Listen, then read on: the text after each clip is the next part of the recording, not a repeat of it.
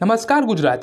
આપણને ખબર જ હતી કે 19 તારીખ પછી ગુજરાતની અંદર મિત્રો ભારે વરસાદ પડશે અને અમુક વિસ્તારોમાં આપણને પૂર જેવી સ્થિતિ આ વખતે મિત્રો જોવા મળી હતી।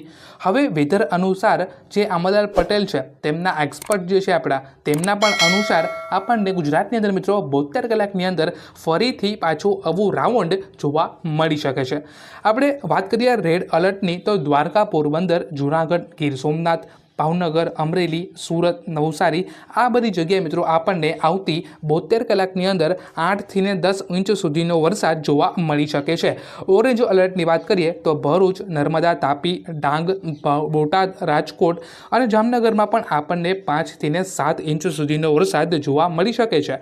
યલો એલર્ટની વાત કરીએ તો મધ્ય ગુજરાતની વાત કરીએ તો આપણે અમદાવાદ, ગોધરા, દાહોદ અને ખેડાની ઉપર વરસાદ પડશે। ઉત્તર ગુજરાતની વાત કરીએ તો બનાસકાંઠા, સાબરકાંઠા, મહેસાણા, પાટણ અને કચ્છમાં 2 થી 4 ઇંચ સુધીનો વરસાદ આપણને આવતી 72 કલાકની અંદર ગુજરાતમાં જોવા મળી શકે છે। તો કાંઈ પણ મોટી અપડેટ આવે છે બીજી તો હું આ ચેનલ ઉપર જરૂરથી મૂકીશ અને આવા જ વેધરના સાચા ઇન્ફોર્મેશનવાળા વિડીયો જોવા હોય તો આ વિડીયોને લાઇક કરજો અને ચેનલને સબસ્ક્રાઈબ કરી દેજો। આભાર।